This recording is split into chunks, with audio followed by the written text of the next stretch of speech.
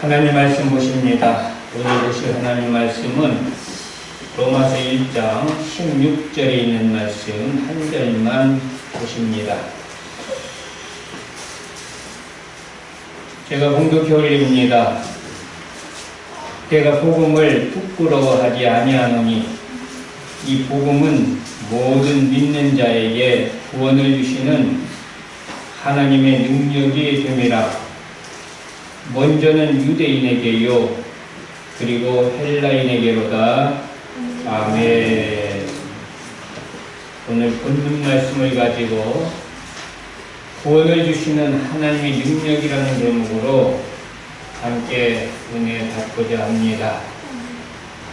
고린도전서 1장 18절에 보면 십자가의 도가 멸망하는 자들에게는 미련한 것이요 구원을 받는 우리에게는 하나님의 능력이라 이렇게 말씀하고 있습니다. 그리고 본문도 보니까 이 복음은 모든 믿는 자에게 구원을 주시는 하나님의 능력이 됨이라 이렇게 말씀하고 있습니다. 이처럼 복음이라는 것은 구원을 주시는 하나님의 능력입니다. 그러면 이 복음은 무엇인가? 로마서 1장 2절에 보니까 복음에 대해서 이렇게 설명하고 있습니다. 이 복음은 하나님이 선지자들을 통하여 그의 아들에 관하여 성경에 미리 약속하신 것이라 그랬어요. 하나님의 아들에 대하여 성경에 미리 약속하신 것이라는 얘기죠. 그러면 이 하나님의 아들에 관하여 미리 약속하신 것이 무엇입니까? 미가서 5장 2절에 보니까 하나님께서는 아들에 관하여 이렇게 약속하셨습니다. 베들레헴 에브라다야 너는 유다 족속 중에 작을지라도 이스라엘을 다스릴 자가 네게서 내게로 나올 것이라. 그의 근본은 상고의 영혼에 있느니라 이렇게 말씀합니다. 장차 하나님의 아들이 베들레헴에서 태어나실 것을 말씀하고 있는 겁니다. 예언하고 있는 거예요. 그리고 그분은 누구냐? 다스릴 자라는 거예요. 왕으로 오신다는 겁니다. 그리고 그분은 누구냐? 그의 근본은 상고의 영혼에 있느니라. 그래서 상고라는 것은 뭡니까? 아주 오랜 옛날을 말하는 거 아니겠습니까? 다시 말해서 근본은 상고의 영혼에 있다고 하는 것은 그분의 근본은 처음이요 나중이라는 거예요. 알파와 오메가라는 겁니다. 시작과 끝이라는 것입니다. 다시 말해서 그분이 누굽니까? 그분은 하나님이시라는 거예요. 이렇게 미가 선지자를 통해서 하나님은 그 아들에 관해 미리 약속하셨습니다. 그리고 또 무엇을 약속하셨습니까? 에스겔서 34장 23절에서 24절에 보니 내가 한 목자를 그들 위에 세워 먹이게 하리니 그는 내 종 다윗이라. 그가 그들을 먹이고 그들이 목자가 될지라 그랬어요. 한 목자를 그들 위에 세워 먹이게 하겠다. 그러니까 목자를 보내주시겠다는 거예요. 누구를 위하여? 양들을 위하여. 양은 저와 여러분들인 줄을 믿습니다. 이 세상 모든 사람들이 다 양인 줄을 믿습니다. 이런 이 세상 사람들을 위해서 목자를 보내주시겠다고 약속하시는 거예요. 근데 그 목자가 누굽니까? 그는 내 종 다윗이라 그랬어요. 내 종 다윗이라. 이것을 우리는 다윗이라고 지금 기록되어 있으니까 우리가 잘 아는 다윗 왕으로 생각하면 안 됩니다. 미가 선지자는 어느 시대 사람이냐면은 유대 호르시대 사람이에요. 그러니까 다윗 왕이 태어나서 왕에 있다가 죽은 지 아주 오랜 세월이 흐른 다음에 미가 선지자가 활동을 했단 말이에요. 그러니까 미가 선지자가 말하는 이 다윗은 우리가 말하는 이스라엘 왕, 이스라엘 2대 왕인 다윗 왕을 말하는 게 아니라 예수 그리스도를 지금 말씀하고 있는 겁니다. 그는 누구냐? 예수 그리스도라 말이에요. 메시아라 말이에요. 아멘. 그 메시아가 와서 그들을 먹이고 우리를 먹이고 우리를 인도하고 우리의 목자가 될 것이다라고 지금 에스겔서 34장 23절 이하에서 약속하고 있는 것입니다. 그리고 이어서 뭐라고 말씀하시면 나 여호와는 그들이 하나님이 되고 내 종 다윗은 무엇이 되겠다고요? 그들 중에 왕이 되리라. 그래서 우리 주님은 우리 왕이십니다. 나 여호와의 말이니라 이렇게 말씀하고 있어요. 이사야서 53장 10절에도 어떻게 약속하고 계십니까? 여호와께서 그에게 상함을 받게 하시기를 원하사 질고를 당하게 하셨은즉 그의 영혼을 속건 제물로 드리기에 이르면 그가 씨를 보게 되며 이렇게 말씀하고 있어요. 하나님이 아들을 이 땅에 보내주시는데 그분이 이 땅에서 질고를 당한단 말이에요.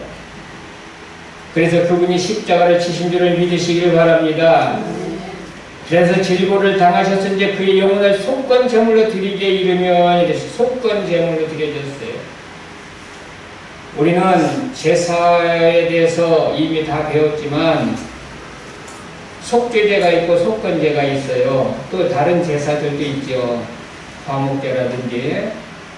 그런데 잘 알듯이 속건제라는 것은 어떤 것에 대해서 배상을 해주는 그런 제사입니다. 배상해주는 성격이 강한 제사라는 거예요. 그러니까 예수님께서 이 땅에 오셔서 질고를 당하신 것은 우리 모든 죄로 인한 우리들을 대신해서 그 죄값을 배상해주기 위해서 예수님께서 이 땅에 오셔서 질고를 당하시게 된다라고 하는 것을 지금 이사야 선지자를 통해서 하나님은 약속하고 계시는 거예요.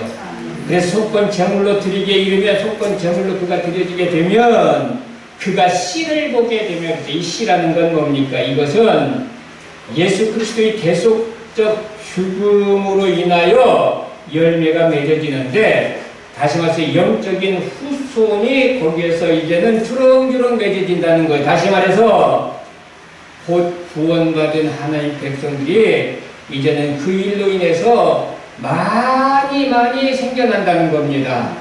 이것을 하나님께서는 미리 약속하셨습니다. 그래서 예수님이 이 땅에 오신 겁니다. 그리고 질고를 당하신 겁니다. 그래서 이사야서 53장 5절에서 6절에 보니까 그가 찔림은 우리 허물 때문이요 그가 상함은 우리 죄악 때문이라.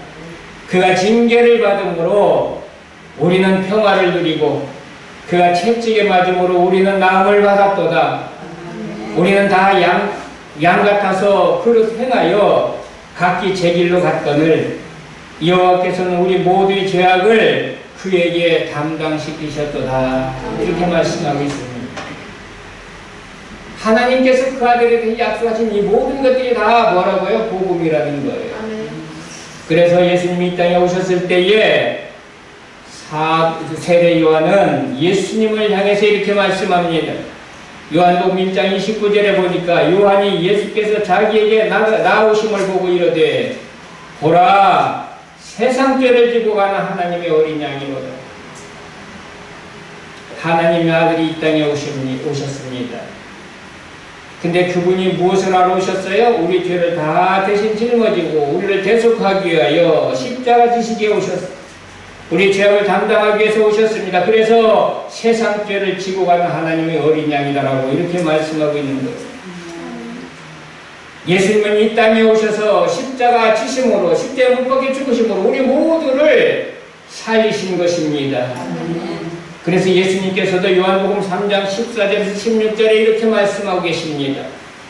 모세가 광야에서 뱀을 든 것 같이 인자도 들려야 하리니 이는 그를 믿는 자마다 영생을 얻게 하려 하심이니라.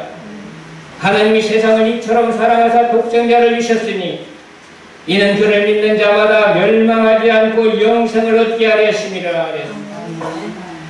민수기에 보면은 에돔 땅을 바로 가로질러서 가면 가깝게 갈 수 있는데 에돔 왕이 허락하지 않습니다. 이스라엘 백성들이 그곳을 지나가기를. 그래서 우위에서 빙 돌아서 이제 갈 수밖에 없는데 이 일로 인해서 이스라엘 백성들이 모세를 원망합니다. 이 일로 인해서 하나님께서 그들에게 벌을 내리는데 그 벌이 뭡니까? 불병을 보내서 불뱀에게 다 물려 죽게 합니다. 많은 사람들이 죽습니다. 이때 모세가 하나님께 구합니다. 이 백성들의 죄를 용서하시고 살려달라고. 이때에 하나님이 모세에게 하신 말씀이 바로 그거예요. 구리로 노수로 뱀을 만들어서 장대 높이 매달아라. 그리고 백성들에게 가서 이 구리뱀을 바라보면 산다라고 전하라. 그때 많은 백성들이 구리뱀을 보고 살았습니다. 그러나 그 중에서도 그 말을 믿지 아니하고 구리뱀을 바라보지 못한 사람들은 다 죽었습니다. 이것처럼 예수님께서 이 땅에 오셔서 장대에 매달린 뱀처럼 십자가에서 매달려 죽으셨습니다. 그리고 말씀하십니다. 모든 사람들, 죄로 인하여 죽어갈 수밖에 없는 사람들, 예수 십자가만 바라봐라. 예수만 바라봐라. 예수를 믿고 영접해라. 그러면 산다. 이스라엘 백성들 뱀에 물려 죽게 되었지만 구리뱀을 바라보는 그 순간 그들은 다 마음을 얻고 살았습니다. 그러나 끝까지 의심하고 고집부리고 바라보지 않는 자들은 다 죽은 것처럼 오늘날도 십자가에 달리신 예수님을 바라보기만 해라. 믿기만 해라. 그분을 영접하기만 해라. 그러면 죄와 사망에서 벗어나게 되고 산다. 복음은 전해지고 있지만 어떤 사람들은 그 복음을 듣고 믿고 예수를 영접해서 모든 죄사함을 갖고 영원한 생명을 얻는 사람들도 있지만은 아직도 의심하고 믿지 아니하고 고집부리고 예수를 믿지 않고 영접하지 않고 그렇게 살다가 지옥 간 사람들이 얼마나 많이 있습니까? 우리는 이런 어리석은 자가 되지 않기를 바라고요. 지혜로운 자가 되시기를 바랍니다. 믿음 있는 자가 되시기를 바랍니다. 이처럼 하나님이 그의 아들 예수 그리스도에 관하여 약속하신 것이 복음입니다. 그리고 이 복음은 하나님의 비밀이라고 말씀하고 있습니다. 에베소 6장 19절에 보니까 또 나를 위하여 구할 것은 내게 말씀을 주사 나로 입을 열어 복음의 비밀을 담대히 알리게 하옵소서 할 것이니 이랬어요. 복음의 비밀, 복음은 비밀이라는 거예요. 왜냐하면 이 복음은요 하나님의 복음을 들을 수 있는 귀를 열어주셔야 됩니다. 하나님 복음을 볼 수 있는 눈을 열어주셔야 됩니다. 그래야만 알 수가 있습니다. 그러니 하나님의 비밀을 아는 자는 복받은 자인 줄을 믿으시기를 바랍니다. 마귀는 우리가 영원한 생명을 얻지 못하게 하기 위해서 복음을 가리웁니다. 복음을 보지 못하도록 합니다. 복음을 들어도 그 복음을 믿지 못하도록 방해합니다. 그래서 고린도후서 4장 4절에 이렇게 말씀합니다. 그 중에 이 세상의 신이, 이 세상의 신은 마귀잖아요. 믿지 아니하는 자들의 마음을 혼미케 하여 그리스도의 영광의 복음의 광채가 비치지 못하게 하미니 그랬어요. 여러분들 만약에 복음의 광채가 내게 비치지 않는다면, 복음이 내 귀에 들리지 않는다면, 내가 예수 그리스도를 구주로 볼 수 있는 눈이 열리지 않는다면 이 사람이야말로 정말 불행한 사람입니다. 그래서 고린도서 4장 3절에 이렇게 말씀하고 있습니다. 만일 복음이 가려웠으면 망하는 자들에게 가려진 것이라 그랬습니다. 우리는 복음을 볼 수 있기를 바랍니다. 복음을 들을 수 있기를 바랍니다. 이런 자가 복된 자라는 거예요.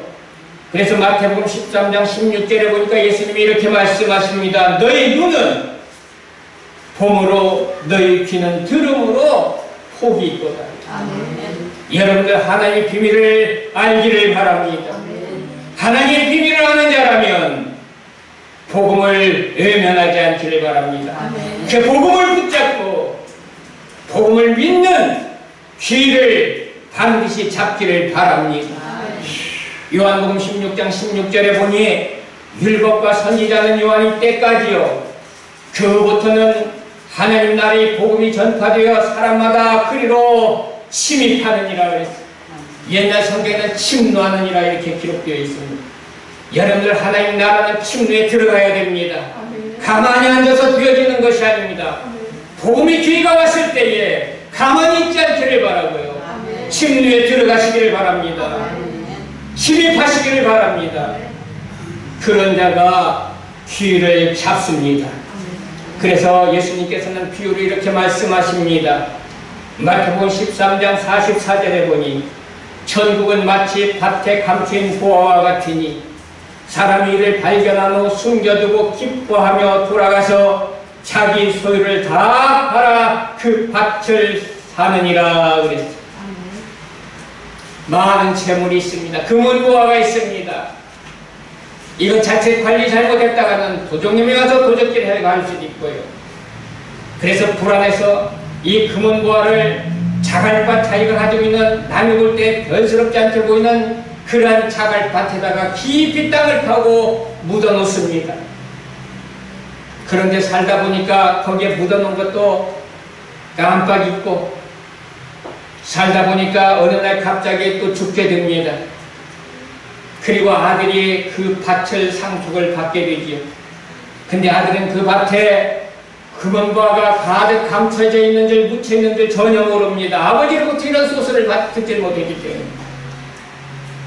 그런데 이 밭을 소작을 줍니다. 이제 소작을 받은 이 농부는 그곳에서 농사를 짓게 하여 쟁기질을 합니다. 자갈밭이라 쟁기질도 제대로 되지 않는데 어쨌든지 간에 그래도 거기서 수출을 좀 어디야 되겠게 쟁기질을 하는데 뭐가 덜컹 걸립니다. 이게 뭔가 싶어서 파봤더니 상자가 나오는데 열어봤더니 그 안에 평생 먹고 살고도 남을 금은보화가 가득 들어있습니다. 여러분들은 어떻게 하겠습니까? 그것을 그대로 가져가면 절도가 되니까 그것을 다시 원상대로 묻어놓고 이 농부는 그 땅의 주인에게 가서 밭의 주인에게 가서 그 물건을 팔으라고 합니다. 자갈밭 쓸모없는 것이니까 팔으라고 합니다. 그런데 아무리 자갈밭이라도 이 농부는 너무나 가난해서 그것을 살려야 살 수 있는 돈이 없습니다. 그렇다고 해서 이 농부가 그 밭을 포기하겠습니까? 그래서 전 재산을 다 팔았어. 그리고 모자란 부분은 이웃에게 빌리기라도 했겠죠. 그리고 그 밭을 사서 자기 소유로 삼습니다. 얼마나 지혜로운 농부입니까? 이처럼 밭에 감춘 보화는 복음입니다. 이 복음의 소리를 우리는 들었다면 이 복음에 우리는 올인하는 자들 되시기를 바랍니다. 우리 영원한 생명을 살리는 절의 귀잖아요. 인기를 놓치지 말고 올인하시기를 바랍니다. 그래서 천국은 침노하는 자의 것이다라고 말씀하고 있는 거예요. 여러분들 복음 곧 예수 그리스도는 모든 믿는 자에게 구원을 주시는 하나님의 능력입니다.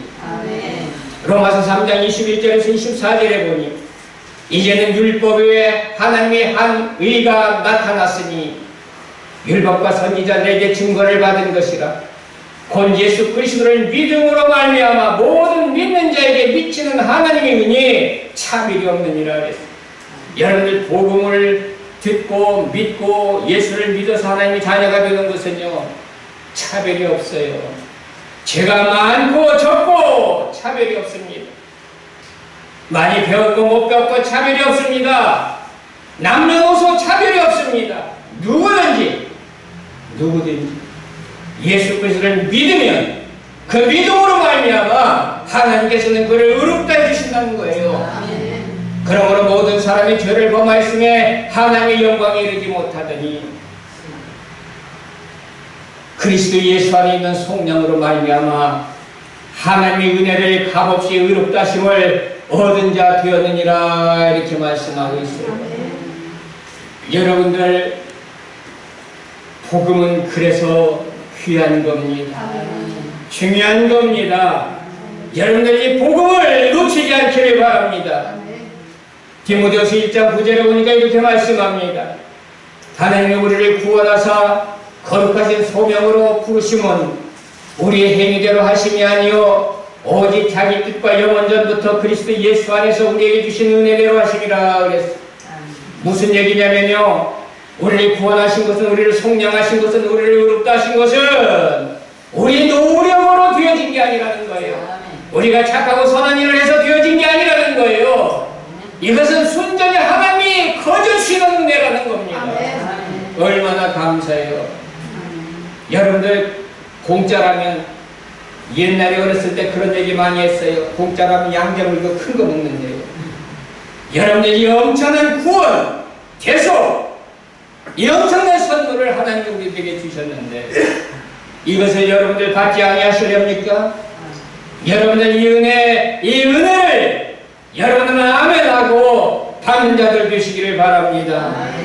갈라디아 5장 4절에도 율법 안에서 의롭다함을 얻으려는 너희는 그리스도에게서 끊어지고 은혜에서 떨어진 자로다 그랬어요. 여러분들 하나님 주신 은혜입니다. 복음은 하나님 주신 은혜입니다. 거저 받는 것입니다. 믿음으로 받는 것입니다. 이 복음을 다 받으시길 바라요. 우리 노력으로 얻어지는 게 아니라 말이에요. 왜 하나님이 이렇게 은혜를 주셨을까? 그것은요, 자랑하지 못하게 하려 은혜를 주신 거예요. 만약에 우리가 우리의 행위로 구원을 얻었다면요, 천국에 가면요, 자기 자랑하느라고요, 정신없을 거예요. 자네는 어떻게 해서 천국에 왔어? 나는 말이요, 이런 일도 했고요, 이런 일도 했고, 저런 일도 해서 천국에 왔거든요? 그럼 저쪽에서 또 기한을 주려고, 그것보다도 나는 이런 일을 했어요, 저런 일을 했어요. 그게 천국일 거예요. 그래야 그래요. 자기 의로 갔기 때문에. 근데 천국은 그렇게 가는 것이 아니에요.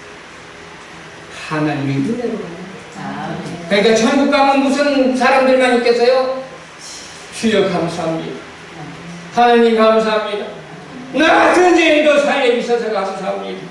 모든 감사 찬송을 하나님께 올려드리는 그런 사람들로 가득 차 있을 거 아니겠습니까? 그렇게 하기 위해서 하나님께서는 우리의 행위를 가지고 구원하시지 아니하시고 하나님의 은혜로 우리를 구원하신 줄을 믿으시기를 바랍니다. 그러면 우리가 예수를 믿고 영접하면 어떻게 됩니까? 요한복음 1장 9절에서 12절에 보니 참빛 곧 세상에 와서 각 사람에게 비추는 빛이 있었나니 그가 세상에 계셨으며 세상은 그로 말미암아 지은 바 되었으니 세상이 그를 알지 못했고 자기 땅에 오매 자기 백성이 영접지 아니하였으나 영접하는 자 곧 그 이름을 믿는 자들에게는 하나님의 자녀가 되는 권세를 주셨으니 예수 그리스도를 구주로 영접하면 우리는 신분이 달라져 하나님의 자녀가 되는 줄을 믿으시기를 바랍니다. 얼마나 복된 일이며 감사한 일입니까? 그리고 예수를 믿고 영접하면 어떻게 됩니까? 갈라디아서 3장 26절에서 29절에 보니 너희가 다 믿음으로 말미암아 그리스도 예수 안에서 하나님의 아들이 되었으니 누구든지 그리스도와 합하기 위하여 세례를 받은 자는 그리스도로 옷 입었느니라. 너희는 유대인이나 헬라인이나 종이나 자유인이나 남자나 여자나 다 그리스도 예수 안에서 하나이니라. 너희가 그리스도의 것이면 곧 아브라함의 자손이요. 할렐루야. 할렐루야. 약속대로 유업을 이었지 아니라 그랬어요. 상속자다 말이에요. 상속자. 무엇을 상속합니까? 우리 아버지가 하나님이시잖아요. 하늘에 계신 하나님의 모든 것이 다 누구의 것이 됩니까? 하나님의 자녀인 저와 여러분의 것이 됩니다. 얼마나 복된 일이에요. 예. 예수 그리스도를 믿고 영접하기만 하면 하나님의 자녀가 되고 하나님의 상속자가 된다고. 여러분들 복음을 받아들이시기를 바랍니다. 복음을 믿으시기를 바랍니다. 예수 그리스도를 믿고 영접하시기를 바랍니다. 그 길만이 우리가 영원히 살 수 있는 길입니다. 그 길만이 생명의 길이라. 우리 주님은 한 사람이라도 멸망하는 것을 원하지 아니하십니다. 그래서 마태복음 18장 14절에 보니까 이렇게 말씀합니다. 이와 같이 소자 중에 하나라도 이루어지는 것은 하늘에 계신 아버지 뜻이 아니니라 그랬습니다. 그리고 누가복음 19장 10절에서도 예수님은 이렇게 말씀하십니다. 인자가 온 것은 잃어버린 자를 찾아 구원하려 함이니라 그랬습니다. 오늘 이 시간 사랑하는 성도 여러분들 모두가 다 예수 그리스도를 진실로 믿고 영접함으로 구원받고 하나님의 자녀가 되고 하나님의 상속자가 되고 영원한 생명을 누리는 그런 복된 자가 되시기를 바라고요. 아직도 내 가정에 내 권속들 이 복음을 듣지 못하고 아직도 헤매고 있는 자들 많이 있잖아요. 잃어버린 주의 양들이 많이 있잖아요.